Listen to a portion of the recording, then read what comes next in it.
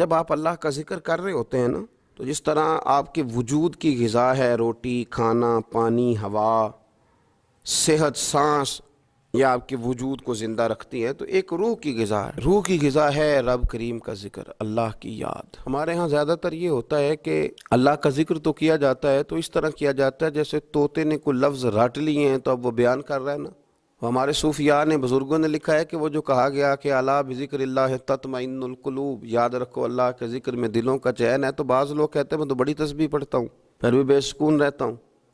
تو اس کا جواب وہ یہ دیتے ہیں کہ چونکہ انہوں نے اللہ کا ذکر کیا تو صحیح، لیکن اس طرح کرتے رہے جیسا طوطا رٹ کے کر رہا تھا۔ اگر غور کرتے اس بات پر، توجہ دیتے اس بات پر، اگر ان کا یہ ایک ذہن بن جاتا کہ میں بھلا کیا کہہ رہا ہوں، جب ان کی زبان سے نکلتا سبحان اللہ، تو پھر غور کرتے کہ میں نے یہ کہا ہے کہ اللہ پاک ہے، اللہ پاک۔ اب یہ چیز جب ان کے ذہن کے اندر، ان کے دماغ سے، ان کی روح سے ٹکرائے گی، تو جب انہوں نے کہا کہ میرا رب پاک ہے، سبحان اللہ عما یشرکون، تو پاک ہے ان چیزوں سے جن سے لوگ اس کے ساتھ شرک کرتے ہیں، تو اب جب کہا کہ وہ پاک ہے اور اس نے جو چیز بنائی ہے وہ حسین و جمیل ہی بنائی ہے، ہر عیب سے پاک ہے، وہ اس نے ہر چیز بہترین نقش و نگار کے ساتھ بنائی ہے، تو بتائیے کہ جب یہ سبحان اللہ کا معنی اور اس کا مفہوم سمجھ کر اللہ کا یہ ذکر کیا گیا، اب اس طرح نہیں ہو گیا کہ جیسے پورے وجود کے اندر خوشبو بکھر گئی ہو، اب یوں نہیں محسوس ہو گیا کہ جیسے بالکل ساری طبیعت ٹھنڈی اور پھولوں کی طرح ہو گئی، اب ایسے نہیں محسوس ہو گیا کہ جیسے اللہ نے کوئی قوت، طاقت اور روحانیت عطا کر دی۔ اور پھر جب کسی شخص نے کہا کہ الحمدللہ، تمام تعریفیں اللہ کے لیے، تو اب آپ اندازہ فرما لینا کہ وہ کتنا عظیم اور کتنا بڑا مالک ہے کہ کہا جا رہا ہے کہ میں کسی کی کوئی جھوٹی تعریف نہیں کروں گا، مجھ سے کسی کی خوشامد نہیں ہوتی، اور کوئی کتنا بھی اونچا چلا جائے یہ ساری تعریفیں کمزور ہیں، حدود والی ہیں، ایک رب ہے الحمدللہ جس کے لیے تمام تعریفیں، تمام تعریفیں اسی رب کے لیے۔ اور جب کہا اللہ اکبر، اللہ بہت بڑا ہے، جب اس کی زبان سے یہ جملے نکلتے ہیں تو آپ ذرا غور فرمائیں کہ وہ کہاں پہنچ جاتا ہے۔ وہ پھر کیا کبھی کسی سے ڈرے گا؟ وہ کسی چیز کا خوف طاری کرے گا؟ کوئی چیز ایسی ہوگی جو اس کے نفسیات پر حاوی ہو سکے؟ سب سے بڑا تو اللہ ہے،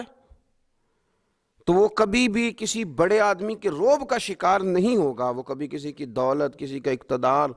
کسی کی قوت اور کسی کی ظاہری طور پر تھوڑی بہت چمک اسے خیرہ نہیں کر سکے گی، اس لیے کہ وہ جانتا ہے کہ اکبر صرف اللہ ہی ہے۔ تو اب اس کے اندر بہت بڑی طاقت آئے گی، بہت بڑی ہمت آئے گی، وہ بہت زیادہ اپنے آپ کو قوت والا محسوس کرے گا۔ تو یہ جب تھوڑا سا غور کرتا ہے کہ میں کیا کہہ رہا ہوں، میری زبان سے کیا نکل رہا ہے، تو پھر یہ ذکر الہی اس کو ٹھنڈک دیتا ہے، پھر اس کو سکون دیتا ہے، پھر اس کو قوت ملتی ہے۔ اس لیے میرے نبی پاک صلی اللہ علیہ وسلم نے فرمایا مثل الذی یذکر ربہ والذی لا یذکر مثل الحی والمیت، او کما قال صلی اللہ علیہ وسلم۔ یہ بخاری مسلم کی حدیث ہے۔ نبی پاک صلی اللہ علیہ وسلم نے فرمایا اس کی مثال جو رب کا ذکر کرے اور اس کی مثال جو اللہ کا ذکر نہ کرے، مثل الحی والمیت،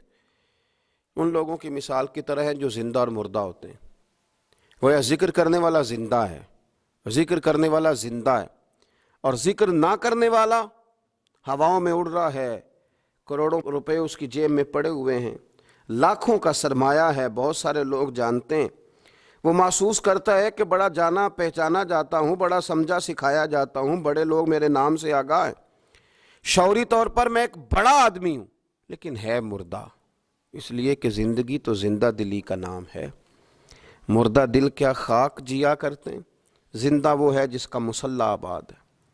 زندہ وہ ہے جس کی زبان اللہ کو یاد کرتی، زندہ وہ ہے جس کا کبھی کبھی دل کرتا ہے کہ آج قرآن شریف کھول لوں،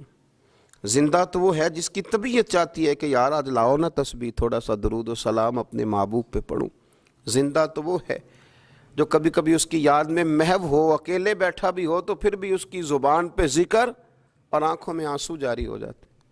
جس کو یاد کر کے محو ہو جاتا ہے۔ یاد رکھیں، ذکر الہی انسان کو زندہ رکھتا ہے، توانائی دیتا ہے، روحانیت دیتا ہے، اس کو سکون کی دولت دیتا ہے۔ اپنے معاملات کو جب ترتیب دیں تو اذکار کی پابندی کریں.